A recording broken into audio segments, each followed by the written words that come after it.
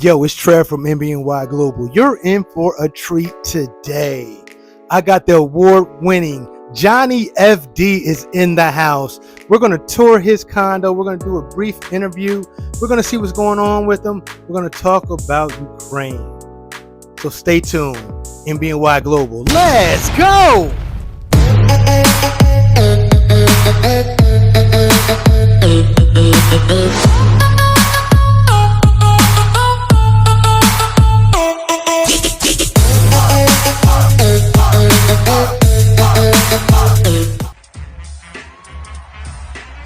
We're on the way. Johnny is only 0.9 miles away. So we're headed straight down Beach Road. He lives on this road. NBNY Global. You see it. No matter where you go in Jomtien and Pattaya, you will see street vendors selling. Get it while it's hot. Welcome to Jomtien Beach.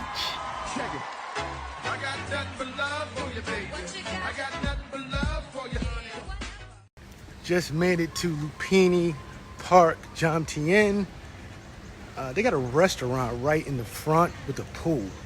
So we're gonna check this out, meet up with Johnny, see what he got going on. This is amazing.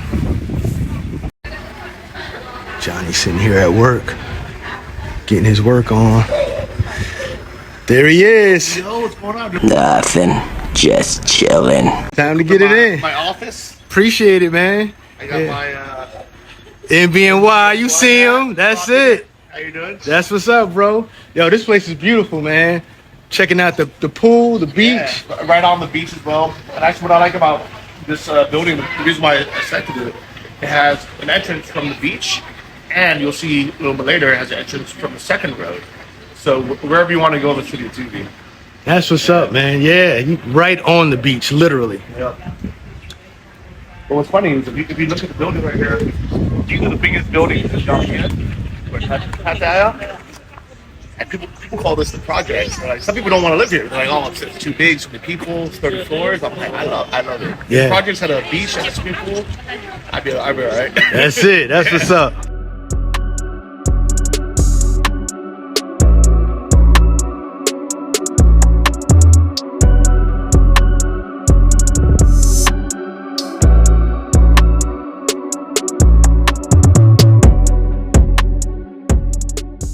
So this is the cafe they call the Clubhouse. Okay.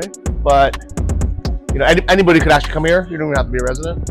But I come out here and have a little coffee, do a little work in the morning. This pool is actually only for those first three buildings, which I'll show you. I'm in the cheaper section. You ready? I'm not going in there, man. I'm actually not in these buildings. I'm in that one over there.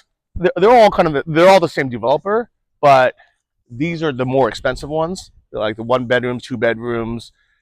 I'm in the tiniest room you've ever seen. What? Yeah. Man, look at, man, hell no. So what I've noticed is most YouTubers, they live a minimalist life. Why is that? I think because we understand how nice it is to be able to use our money to travel and go other places and do other things. And we also realize, you know, there's so many things to see in this world that if you just put all your money and energy into one place, into, like, let's say just your apartment, you know, if you're spending $3,000 or $4,000 a month in your apartment, you're kind of stuck. You got to stay there and enjoy that, because then otherwise it's a waste. I have a apartment in Kyiv that's just sitting empty. Actually, my buddy's staying there right now, but normally just sits empty, and I'm okay with that because it's only $400 a month.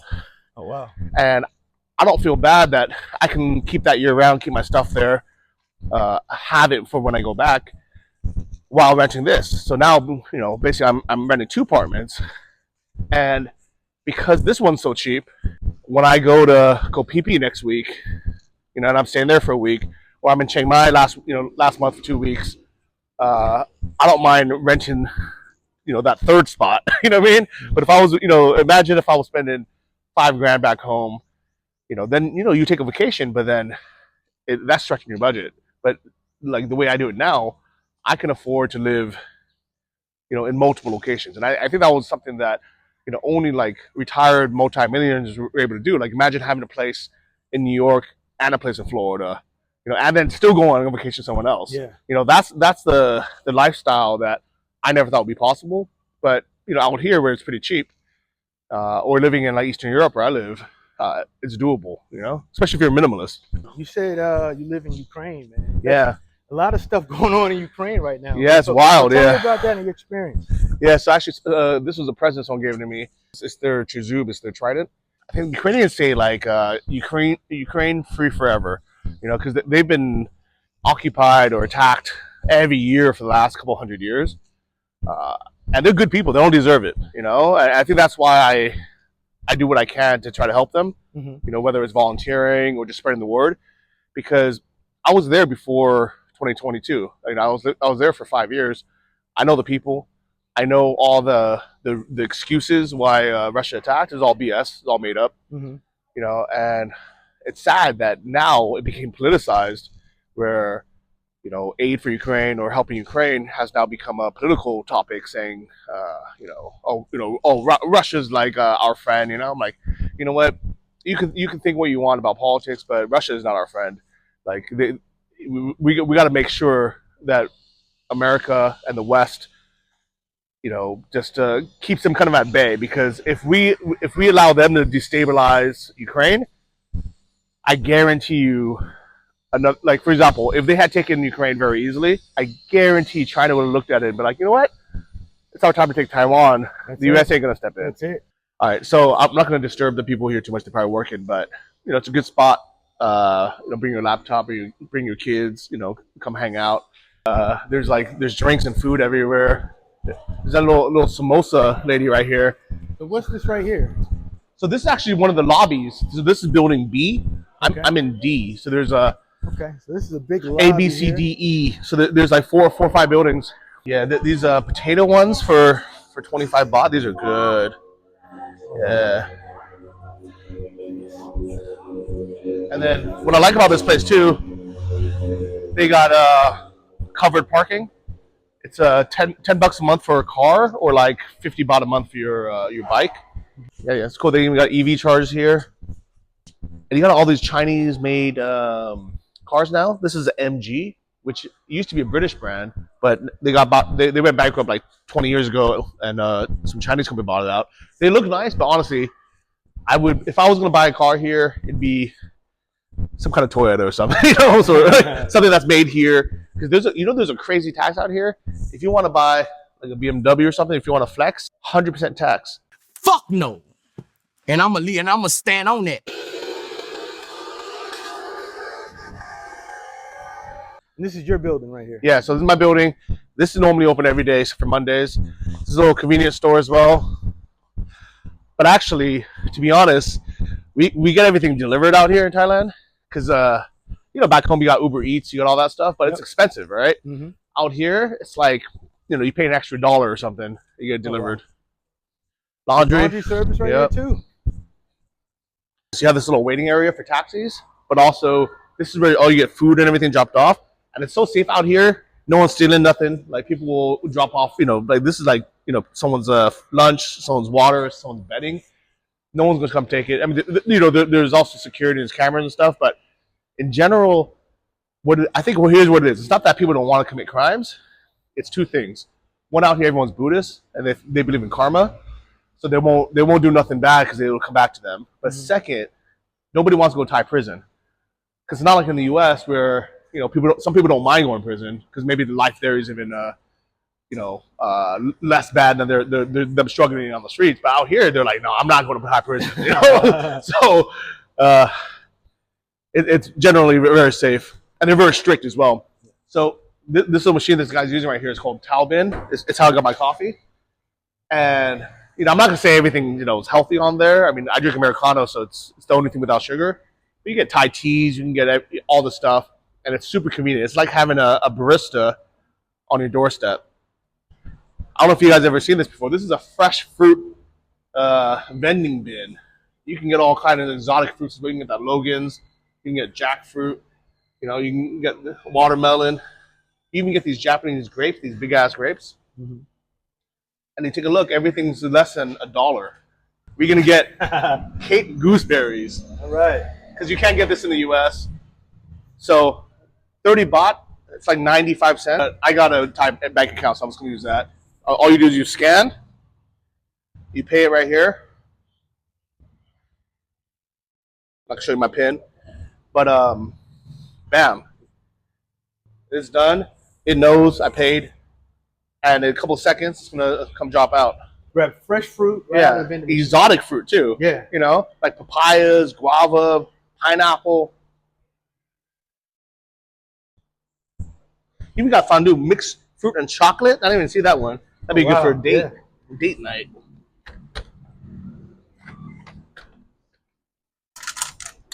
Let me show you the towel bin real quick. So you can get everything from energy drinks, Thai milk tea, matcha, Oreo smoothie, the Ovaltine. Wow. People still drink Ovaltine? I don't know, man. And it's not, you're talking 30 baht. Yeah, like, you know, maybe like the most expensive one might be 60. That's $2, right? But so compared to, let's just say, Starbucks, right? Yeah. You're talking what, $7-8? Yeah, for like one tall coffee, or what is it called, venti or whatever? I'd say, yeah, you can get coffee for Americano for 35 baht. But I mean, I always do like the double, right? That's, you know, 50 baht, like $1.50. Wow, nice, easy. Actually, I never use this because it's a little bit more expensive than just going to that little shop or getting it delivered. But you can buy bottled water and bring it upstairs. Also through this app. I mean, it's not even expensive. It's probably okay. So for a 6-pack, it'd be 80 baht. So $3 for a 6-pack. For what's that? A liter? 1.5 liters. Wow. So yeah, definitely not expensive. But you know, I don't mind walking an extra 20 feet and buying it from the lady. Swadee ka. Yeah, she's always nice. My concierge packages when they get delivered. They're always here. Actually, do I have any packages? No, I don't think I do. Everything's car key, so lots of security here. Mailboxes right here. Yeah, and we got laundry machine right here. Couple of laundry machines, but I'm lucky. I got a in-unit. And this one is water refills. If you want to just top up for 1 baht, which is like 3 cents. 1 baht for a gallon? A gallon of water? For liters. So liters, okay. Yeah, so it's like one of those bottles, basically 1 baht. Okay. Nothing. So you can save plastic and wow. Come over here. So like your car key is super secure. I can't go to anyone else's floor. I can only go to my floor or to the pool. Let me show you the room first. I know everyone's always showing the amenities first and then just showing the tiny ass room later. But for me, I'm not embarrassed of the small room. I think it's a feature. Yo. What's up, buddy? Welcome to my crib. So this is the smallest condo you're going to see probably anywhere in the world. But for me, it has everything I need, right? I got my Xbox, you know, it's good enough. You know, I wish I had, big 60-inch, 65-inch TV. But these are the sacrifices that I'm willing to make to be able to travel, go other places, save money, not stress about any of that. Let's talk about some of the places you've been, man. I was looking. I saw the award-winning Sri Lanka video, man. So let's talk about some of the places you've been. Yeah. So the reason why I got that the travel tourism board award from Sri Lanka was I was one of the only YouTubers stuck there during COVID, and I was making videos because I was bored. I had nothing to do. I was traveling around because there was no flights going in or out of the country. But once you were inside, after those first 2 months of lockdown, you were able to just, travel around, do what you want to do. And the tourism board there, the government funded tourism board, they thanked me saying, if it wasn't for people like me, and I was one of the only ones out there doing it, nobody would have even thought about going to Sri Lanka after the pandemic ended. And because I made all these videos highlighting how beautiful it was, they credited me with the actual award saying, thank you for helping our economy bounce back after. So that was nice. That's freaking amazing, man. So while we finish the tour, man, let's talk about how you got started, man. What year and what made you start this YouTube life, man? So I always had a channel just for friends and family. I was a digital nomad, just working online and talking about that. But it was kind of a semi-small audience. Mm-hmm. It wasn't until Sri Lanka that it blew up. People, that's when everybody's stuck at home and they couldn't travel, but they wanted to. And when they saw my travel videos, first off, all the Sri Lankans who were working abroad in Canada or the US or the UK or Dubai, they were watching because they missed home. Mm-hmm. And then you had all the other like non-Sri Lankans, all Americans, everyone dreaming about getting out of the house, getting out of the country, and they're like, oh, where can we go? And they saw how Sri Lanka is kind of like the Bali, but 20 years ago without the BS. Gotcha. I've been to 50 countries. Wow. I ended up choosing Thailand because I love the people, I love the food. The cost of living is good. I know it's hot, but I don't mind the weather. Actually, normally I don't even turn the AC on. I just kind of have this breeze with the fan going. And if you took a look out here, it's a small little balcony, but I got my little washing machine. Okay. I just hang everything here to dry. It takes literally like an hour. It dries. So I just hung my shorts, man, this morning. I washed these. Yeah. It took literally like 15 minutes, bro. And it's ready to dry. Yeah. And if you look outside, I mean, aside from the big buildings, I got the pool here. We look over. You got the other buildings. A little workout area right down there. I see. Yeah, there's even a gym out there. Yeah. And then you got the sea breeze coming in. And then you got the beach right here. Got a normal bed. I mean, honestly, if I had a girlfriend living with me, I'd probably get a bigger place. But for a single guy, AC unit with in here. Yeah, that's cool, man. Yeah, I don't mind it at all. Yeah, I mean, the bathroom's pretty small, but actually, for one person, has everything I need. Even the shower, I can move around. So it's all good. So we can go to the pool, 5th floor. Actually, this is where the gym as well. Okay. Kind of a small gym, but we'll take a look. It honestly has everything I need. Like, I don't do big weights anymore. Mm-hmm. As long as I got some room, mirror, and a dumbbell. You get a little older, you start learning, right? Yeah, it's enough. Yeah. Like I don't need to get that big no more. Yeah, but that nice spot. If you want to just chill out here, look at check out the pool, check out the breeze. Kind of a routine of mine where, because it's so convenient, I go to the gym 6-7 days a week now. But I might only go for 5 or 10 minutes if I don't have time. But you go in, you get a little pump, it'll stretch, hop in the pool. It's much better than having to drive to a gym or something and then get lazy. I mean, this bar's a little bit low, but you can do a couple pull-ups on here, right? Like you want to do too many, but oh shit. That's enough. A nice little workout area. Yeah, see how low everything. I mean, I don't use any of these other machines. The twists. Yeah. So you can wash off before you get in and get out of the pool. Yeah. And I think all the units in this building are the same layout as mine. I call this like a efficiency studio. I got you. Like I wouldn't cook here, but food's so cheap to go out to eat to get delivered. Mm-hmm. We're eating fresh food all day. Let's talk about that, man. So average cost for dinner for you. Like, people make the mistake of coming out here and eating nothing but American food, burgers, steaks, drinking wine, eating cheese. That'll be expensive. If you just look at the McDonald's prices, the Big Mac index, it's not that much cheaper if you're having beef, cheese, and imported wine. Gotcha. But if you're eating Thai food, your fried rice, pad Thai, delicious food, curries, you can eat for, $3-4. Lunch, I always have Thai food. Okay. I love Thai food. Never spend more than. What's your favorite? Just chicken rice. They call it common guy, which is Hainanese chicken rice. Yep. Boiled chicken with rice, little bit of spicy sauce on the side. Mm-hmm. Love it. That's about $1. I mean, $3. Sorry.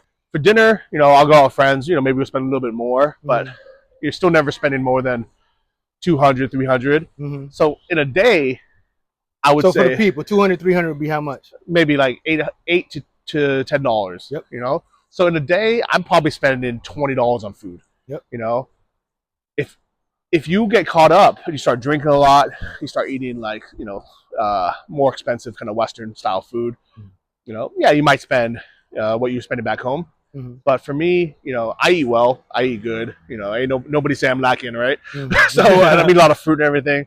So I probably budget maybe anywhere between $400 to $600 a month in food. What's up, guys? It's still Trev from NBNY Global. Got the award-winning YouTuber Johnny FD. If you guys haven't checked him out, you need to get with him. He lived in Ukraine. Where else? Tell me. Thailand. Everywhere. In Thailand and Borneo, Central America, all over Europe. Mm-hmm. But born and raised in San Francisco and California.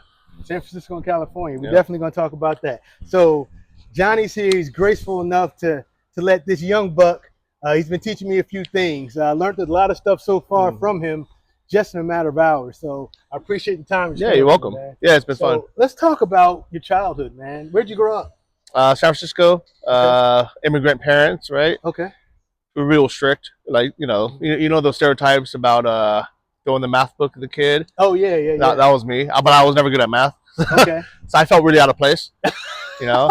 I bet. I, grew up, all Asians, in San Francisco.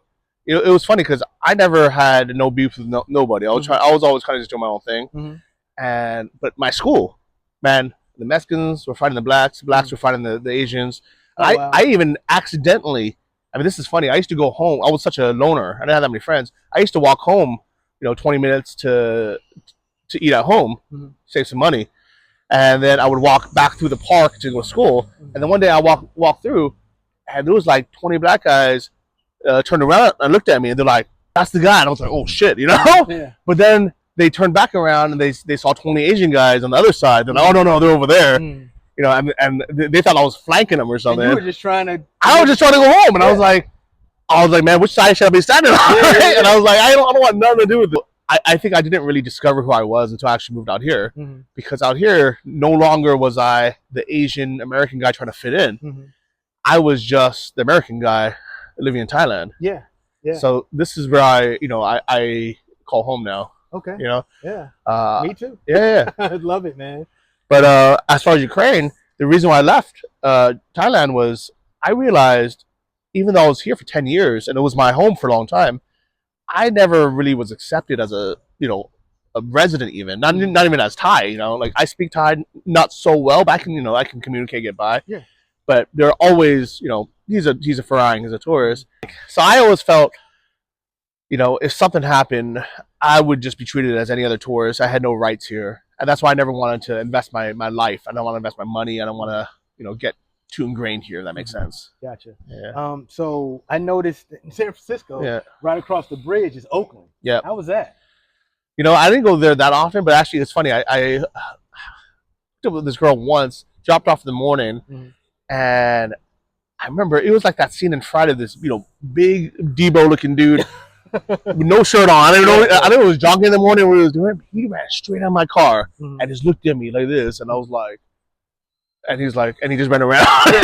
And I was like, oh man, this is the last time I'm driving Oakland, and I never really developed as a person, as a man, My dad was too busy working. He was working from 4:30 in the morning until 6 p.m. every day. Oh wow. We would have dinner. He'd tell me to, read the math book.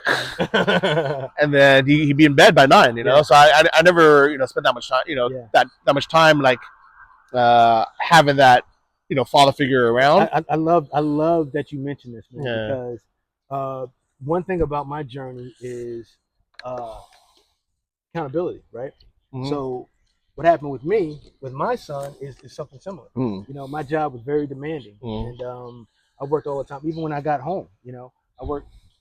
So my son didn't get that quality time that he needed from me. Yeah, I love him to death. He was provided for financially, but a son needs that quality time with his father. So exactly. I can definitely relate to that. Man. Exactly. I love my dad. But also we're from different cultures. We speak different languages even. Yeah. I'll speak to him in Chinese. Yeah. But he's not expressing emotions to me in Chinese. He never said I loved you. Yeah. Never said nothing. It just wasn't his culture. And that was hard for me too. Yeah, I mean, that's crazy, man. Yeah, because I didn't grow up with my dad. He was around, but he wasn't around. So the hugs, the displays of affection, they weren't there. So with my son, it took me a while to even hug him. To kiss my son on the cheek or just the normal father-son things, and it took me a while to get there. So man, I feel for you. But it makes us who we are today, but also definitely. for the future generation, we learn from this. Exactly. So yeah, Johnny, why don't you crack that open, man? Tell us what that is. I don't even know what it is. Actually, it looked like something from a Pokemon, but they call it a Cape Gooseberry. It's a little tiny. It's a big berry, but it's a small fruit. Yeah. Imagine like if a tomato was really sweet and tart. That's a good analogy. Yeah. I mean, it's probably part of that tomato family, but I mean, I like it because it's kind of I don't know. It's different, you know. It's not like eating a blueberry or something. I wish I was here in the summers because my favorite fruit is lychee. Oh yeah, I yeah. love Those that things. stuff, but it's only July, and I spend my summers in Ukraine and in Europe. Um, I mean, I know we touched on it briefly, but the reason why I moved to Ukraine was it was the only place. Yeah, help yourself. It was the only place you can get a permanent residency, like a green card, for a reasonable price. Portugal had it, Spain has it. A lot of those places are $500,000. And I was like, I can't do that. I'm not doing that. And I don't want to go to Turkey. I don't want to go to Greece. But like Ukraine, like for me, it was half Asia and half Europe. But culturally, they're really similar. Like we're talking upstairs about like taking off your shoes and stuff when you go to someone's house. In Asian culture, we always do that. You always bring fruit to someone's house as a gift. Actually, I mean, if you think about it, like black culture is probably a little bit similar like that as well. Similar, yeah. So maybe this is why I always got along with black people. Yeah.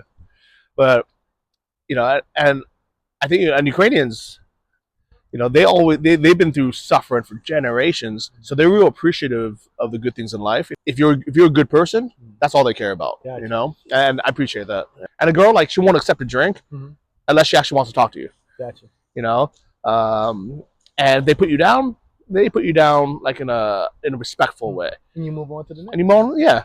So the problem is, though, if you don't speak their language, you can't really communicate. And that's actually the reason why I'm still single, even though I live in that. And now with the war, all the single girls are gone. Yeah. So it's almost like a joke now. If anyone ever says, "Oh, you're only in Kyiv for the girls," I'm like, trust me, this is the last place in the world to try to find a single girl. They're all abroad. Like, if you want to meet a Ukrainian girl, you should go to Poland. That's where they all went. Now, actually, surrounded us. We got a couple Chinese people. We got a couple Russian people. People from all over. But it's more established now where they feel comfortable, coming. I think the same with the black community. You don't want to be the first black guy to go to Thailand 10 years ago. Because, you're like, I don't know what to expect. I don't know if I'm going to be treated well. I don't know if they're going to, accept me. All right. But when you start seeing, guys like Isaiah Ashley or other YouTubers living a life, they're like, oh yeah, it's cool out here. Quick, shout out to Isaiah Ashley, man. I used to watch Isaiah before I came out, man. You were one of the avid YouTubers that I watched, so I appreciate it, man. Yeah, thanks for blowing up the spot, making this overcrowded. Yeah. No. Stop that. Stop it. Still here with Johnny, man. We're gonna talk about his 3 top spots within the world. So he says he's been over 50 countries. Let's find out, Johnny. All right. Like if I want nature, I'll be in Borneo. Borneo. Yep. So let's talk about where's Borneo. So it's an island that's unique because it has 3 countries on one island. Oh wow. It has Malaysia, Indonesia, and Brunei, the Kingdom of Brunei, and it's all jungle. You got got coastline with good scuba diving. I used to be a scuba diver. That's why I got the tattoo here. I loved it, but I wouldn't live there because there's no infrastructure. In Europe, I love it for their summers. Whether it's Ukraine or Italy or whatever. I like visiting, like, during, spring, summer, autumn, but I wouldn't want to be there in the winter. It's cold, it's snowing. All right. So for me, Thailand is kind of the best kind of mix, right? There's a digital nomad visa, so it's called the DTV. Yeah, $400. Digital Thailand visa, $400. Online it says 3, but it's 4. You look me up, $400, and 5 years, and you report every 6 months. Yeah, I mean, basically, you just fly out every 6 months, which I would have done naturally anyways. There's it's so easy to travel from here. Plus, I mean, first off, I have my second home base in Kyiv, so I do go back every 3 months. I normally spend 3 to 6 months there, come out here for 3 months, for the winters. To be honest, I actually want to spend more time out here now that I have the DTV. Establish myself. I'm thinking about signing a 1-year contract here. Oh, okay. Because you get a little bit of a discount, but also I figure I can just keep my stuff there. I don't have to, move around so much. Because when as like the things you own end up owning you. If I bought a car, all right, like I had a Porsche Cayenne, let it sit for 3-4 months, come back, the battery's dead, and I got to spend all this time, headache, and money to try to, repair it. It might just be a battery, but you don't want to deal with that. Like when you get home and you want to just chill, right? I tell my viewers all the time, man. this life isn't for everybody. Yeah, it's right? not. Yeah. So, like I said, I sold 3 cars. I sold my house. Yeah. Everything I own, and moved out here, man. And I lived a minimalist life now, much like you, you know. And I love it. But people who like materialistic things and want to buy stuff, they're not going to be able to travel. You can't move the way you want to move. Yep. So, yeah, I appreciate that comment, man. Yeah. I mean, there was one guy out here that, you know, he came out. He rented one of those big houses. He got a big, like, Raptor truck. You know, he bought, you know, a bunch of, you know, gear for, like, all his hobbies and everything. And then after a year or two, he wanted to go back. You know, he was like, this ain't for me. And I was like, yeah, it's because you're trying to live a Texas life out in Thailand. Yeah, no. You know, when you come out here, you gotta live the Thai life. You know, and for me, like, I mean, I'm literally wearing a sarong, little beach wear. This is, you know, $2, but it's comfortable, it's airy. You know, I'm not gonna be out here trying to dress and impress. You're fucking badass, bro. You're a pimp. Okay. I would stay in LA if I wanted to do that. You know. So I've been everywhere, and now I'm like, you know what? I don't need the best beach anymore. I've seen it. If I want to go, I know where to go. I just want to have the breeze. I want to have, you know, the clean air, you know, relatively clean air. But I still want to be close enough to the Apple store, the DJI store, to the airport, you know, to the mall, so I can watch a movie or something. You know, for me, this is the stage I'm at in my life right now, where I think if you were just coming out for the first time and all you want is that, you know, that tranquil, beautiful, you know, white sand beach, this ain't it. This ain't it. It's you know, not it. Go to the islands, you know, go to another country. My biggest reason for coming here, man, I love Colombia, man. Yeah. You know, my ex-wife's Hispanic, you know, so that being said, I wanted to move to Colombia, but I realized that the danger of Colombia right now, and I'm not saying, I'm from New York, so I'm used to that, but I don't want to live that anymore. And I noticed, like, if you go out 2, 3 in the morning, you know, to 7-Eleven, you have zero worries. Zero. My kids, if they were let's say 11 or 12, and let's say they were staying up playing video games, and they said, you know, Dad, can I go to 7-Eleven? Yeah, go ahead. Go right ahead. 2 in the morning. Yeah. Go right ahead. No worries at all. Yeah.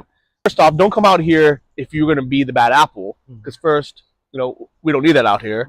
But second, you don't want to go to a Thai prison. You're stealing, right to jail. You're playing music too loud, right to jail, right away. No, right? Not at all. Definitely not.